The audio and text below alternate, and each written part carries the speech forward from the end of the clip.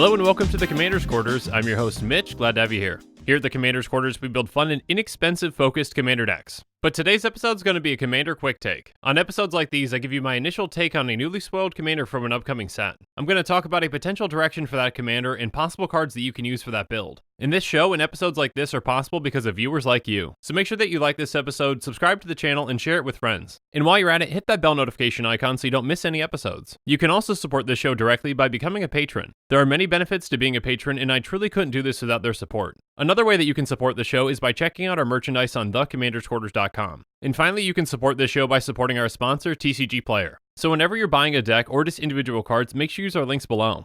But before we really jump into this, I just want to give a quick disclaimer. On episodes like these, they are just initial quick takes. This Commander is just as new to me as it is to you. And because of that, I don't have a finalized deck build for this Commander yet. So the direction that I choose to take this Commander today might not be the same one that I do in a deck tech. And because of that, some of the cards I'm going to mention might not be in that deck either. Alright, now that we're on the same page, let's get into it. Today's Commander Quick Take is on Yawgmoth, Thran Physician. Yawgmoth is a 2/4 human cleric with protection from humans that costs 2 black.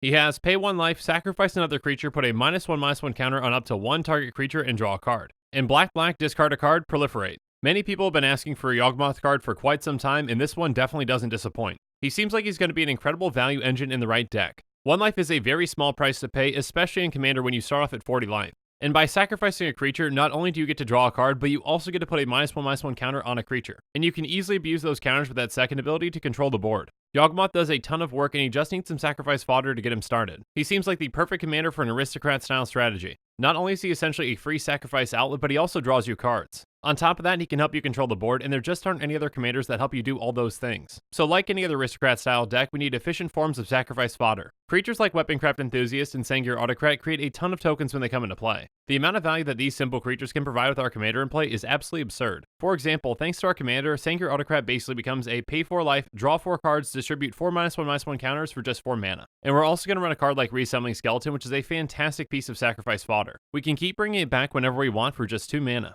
Aristocrat style strategies get a ton of value out of their creatures dying. Creatures like Reassembling Skeleton get us even more value out of cards like Pawn of Ulamog, Sifter of Skulls, and Open the Graves. These token generators are fantastic additions and can really keep us ahead of our opponents. Just by sacrificing 1 creature, we can get 1 or more to replace it. These are great ways to feed Yawgmoth and to really keep our engine going. And of course, we're going to be running some other cards that really benefit us whenever our creatures die. Zulaport Cutthroat and Vindictive Vampire are both fantastic ways for us to gain a ton of life and drain out our opponents. Cards like these and some others can really help us offset that life loss from our commander. And then cards like Smothering Abomination really provides us some extra card advantage on top of what our commander already provides. Once we're set up and our engine's going, it's very hard for opponents to stop it. We can use our commander's ability to proliferate to not only control the board, but also to help us out in other ways. A card like Everflowing Chalice is a fantastic mana rock on its own, but with our commander it gets even better. We can proliferate the charge counters on it to provide us with more and more mana. A card like Orochi Hatchery is especially dangerous in this deck. By proliferating its counters, it allows us to create more and more snake tokens. Both our commander and Orochi Hatchery really build off each other and keep themselves going. And then a card like Archfiend of Ifnir can be absolutely devastating to our opponents. When we use Yawgmoth's ability to discard a card, we can put a -1/-1 counter on each of our opponent's creatures. And once those counters are on, we can proliferate to essentially double up this ability.